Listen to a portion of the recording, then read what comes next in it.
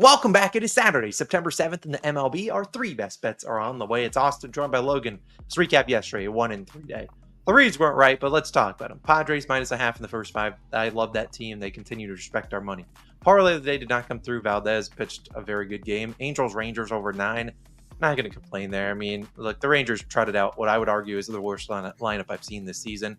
Fine, bad read. The one that really pissed Logan and I off, Phillies and Marlins nerfy. When you take a nerfy, which we haven't done a lot of, you obviously really need the starting pitching to be out there. Zach Wheeler did his job.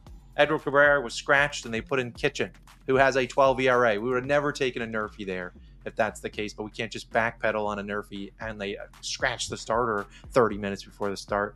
Logan and I are in shambles this morning, but you know what? We're going to push on. We have Saturday picks inbound. Let's dive in. I do want to put a note out there. 2 notes. Number 1, college football video is already live on the channel. You can go check it out. I really like the card I have for Saturday's college football slate. You can go tap into that. It was posted yesterday afternoon.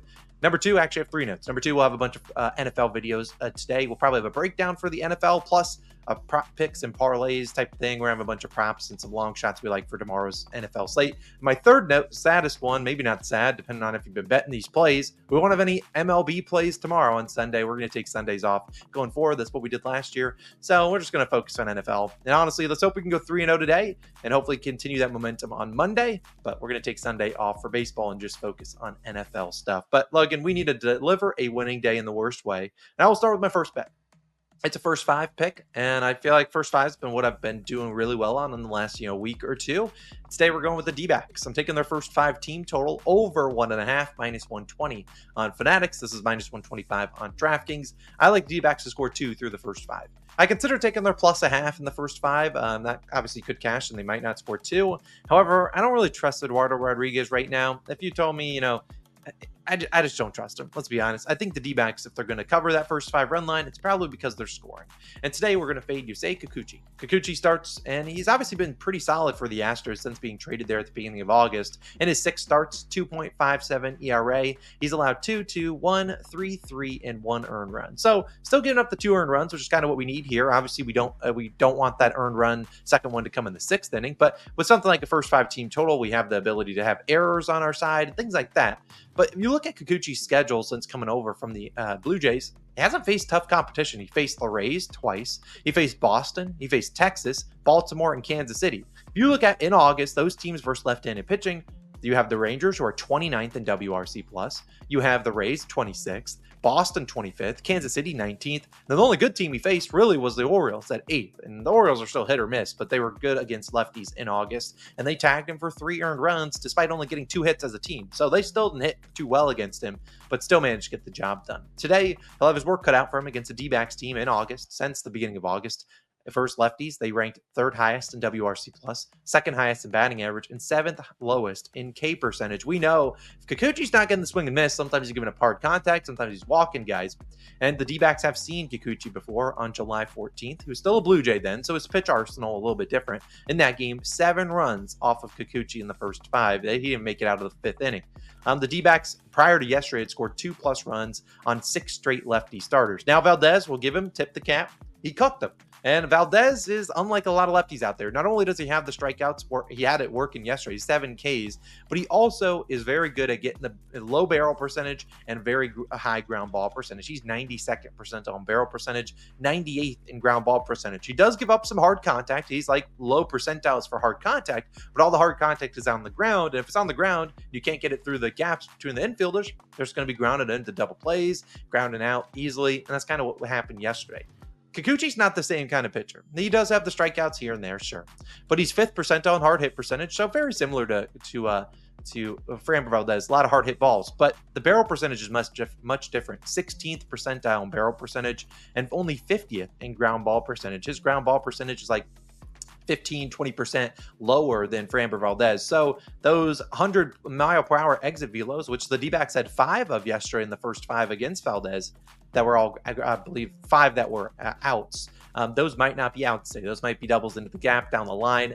I trust the D-backs here to come back after getting shut out yesterday to hold the bat on their shoulder. If Kikuchi's not going to throw him strikes, not strike out at the bad pitches Kikuchi throws in the dirt, and hopefully take advantage of that and maybe go out there and steal some bases and things like that. So I really like this D-backs offense. I like them to get us 2 through the first 5 innings. They've been a really good team against lefties over the past few months. I'm not going to take that one Framber masterclass. I'm just going to throw it out the water because Framber's been locked in the last, I don't know, month or two. I think they get to Kikuchi today. Give me 2 through 5 as my first pick of the day. But Logan, you got a prop for the people. I really like this prop, and you're going to San Diego Padre, a team that respects our money.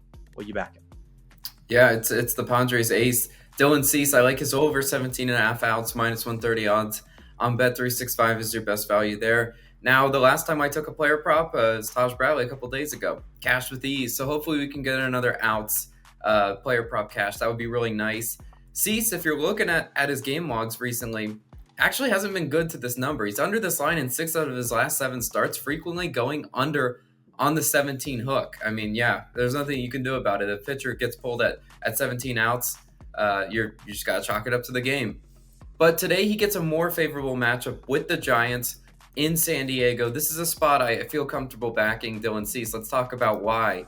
He faced the Giants twice, both in March and April. Once was the first start of the year. He went 4 2/3 innings pitched, 3 earned runs the first start, and then 6 innings pitched, 2 earned runs. So he split, the 2 matchups going over this line.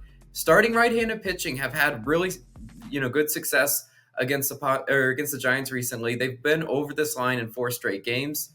I think once again we see a starting righty in Dylan Cease go over this line and make it 5 straight games. San Francisco only hitting 221 against righties in September. Look, man, this offense is the San Francisco offense is anything but consistent. And I think with Dylan Cease today, a guy that has a lot of put away pitches, a pretty good pitcher arsenal, he'll have those hitters guessing once again today. Cease is better at home too, 3.14 ERA versus a 4 on the road. So again, a little bit of familiarity there, pitching at home where he's comfortable with. And then let's talk about the last point. Since August, the Giants own the 6th lowest walk rate versus right-handed pitching. Cease's last 4 starts, what's really derailed him have been the walks. 5, 1, 4, and 3 walks in those last 4 starts. So if the Giants aren't going to walk, that's going to be very favorable for Cease, who is a pitcher that kind of depends on throwing pitches outside of the zone and getting these hitters to chase. I think we see that with this Giants team today. I think Cease gets those outs. And with a total set low to 7, I mean, the total is like 7. It might move, it might close differently, but it's 7 right now as I'm waking up recording this. Cease should be out there for 6 innings. I mean, you think that's more of the pitcher's dual type line with Logan Webb on the other side. I think Dylan Cease gets his outs in this one. I think that's the best bet to make. Does his offense have his back? I don't really know, but I think he has an efficient outing. I think he gets his over and outs today. Love that as my best player prop of the day. But Austin, wrap up the video. What's your third pick? Yeah, we need another winner. Now, yesterday I did talk about DJ Hers, and he does pitch today. I'm not going to be backing him. I don't really like backing guys that have their whole start delayed. Sometimes I feel like they're amped up to get that start in, and then sometimes that adrenaline goes away after you have to wait, over 24 hours to pitch. So instead, I'm going to go to a different game, and we're going to be fading a guy that I love to fade. And it's going to be a 2-leg SGP. I'll talk about why I'm doing it this way, but I really do think this cashes in plenty of different ways, depending on what you want to play. Here's the 2-leg same game parlay. Brewers plus a half in the first 5, parlayed in the same game with the over 2.5 in the first 5. It's minus 145 on FanDuel. Now, I almost did the same play with Brewers minus a half. That would bring this to about minus, I want to say 112. Don't quote me on that. Maybe minus 102. I don't remember exactly. And that was going to be my play. Brewers minus a half in the first 5. Problem was that was minus 160. I don't know if the Brewers win this first 5 unless they score at least 2 or 3 runs. I'm not the biggest Tobias Myers fan. I think he could give up his fair share of runs, maybe 1 or 2. And this is a fade of Ty Block, who we'll talk about in a second. I think there's a lot of different ways where this plus a half and the over 2.5 can cash, more so than the Brewers minus a half needs to cash. I mean, heck, the Brewers want to score 15 runs in the first 5. We'll cash all of them. But let's talk about Tobias Myers, who starts for the Brewers. We need a decent start out of him. Obviously, we need the Brewers to be tied or leading through 5 to cash that first leg. He has a 3 ERA and a 1.18 whip. He's been pretty good. His last 4 has been a little bit shaky, 2, 3, and 2 earned runs. He has pitched against the Rockies before. Granted, this was back in Coors, so take it with a grain of salt. That was on the 4th of July. He gave up 4 earned runs in that one. They are expecting some aggression for him. He does have a 4.38 expected ERA, and he's only 11th percentile whiff percentage. If there's anything about the Rockies that they struggle with, it's the whiffs. I want to say they only had like 3 hits as a team yesterday, but they still got the win. I think they had 14 strikeouts. So they really struggle with the strikeouts. If he's not getting those strikeouts, I think he could give up some runs to the Rockies. I don't think he gets tagged for 5, but I think he could give up some. And, a 1 run, honestly, isn't the worst thing, 1 or 2, because I think the Brewers will be able to put up their fair share of runs. Because you look at Ty Blach, who starts for the Rockies. We just faded him back on Sunday.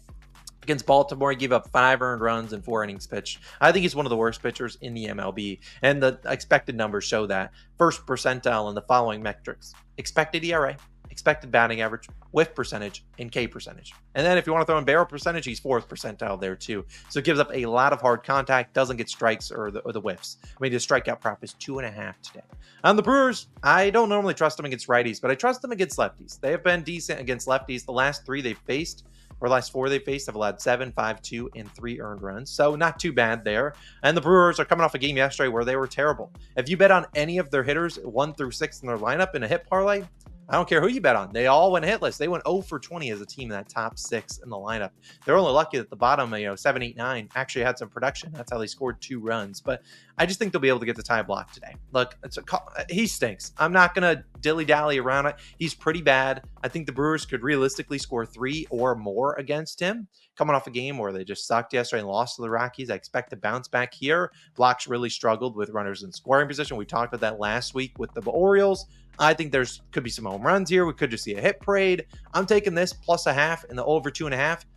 I think there's plenty of different ways you can slice it that cashes with these. I could see the Brewers easily cashing the first 5 run line, cashing the first 5 team total, which was, I believe, it juiced 2.5.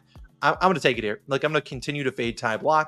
Hopefully he's pitching. He hasn't been officially announced, but he appears to be the guy on the mound there. And even if he's not, I still think there's other ways the Rockies, whoever they start there, could go up some runs to the Brewers too. So I really like this. Like I said, it's a 2-leg SGP. I don't know a lot of different books that have the ability to do first 5 same game parlays, but if you can't do that, just lay a little juice on the -0.5 for the Brewers. I really like them, but I'll take them plus 0.5 plus the over 2.5 in the first 5. I think that's a winner, and that wraps up hopefully a 3-0 card for us. And hopefully we can have a bounce back 3-0 day and continue that momentum on Monday in the MLB. But again, if you want to go check out our college football video, I'll put it linked on the screen. We'll have some NFL videos pop up on the screen later on today, as well as day 2 of the ladder challenge, which we are moving to day 2, which is cool. So hopefully we can cash and move to day 3. We'll see about that. But it's Austin Logan. We're signing out. See you guys back again on Monday with some more MLB picks. And we'll see you in those NFL videos for Sunday. Have a great weekend. I'll see you in the next one.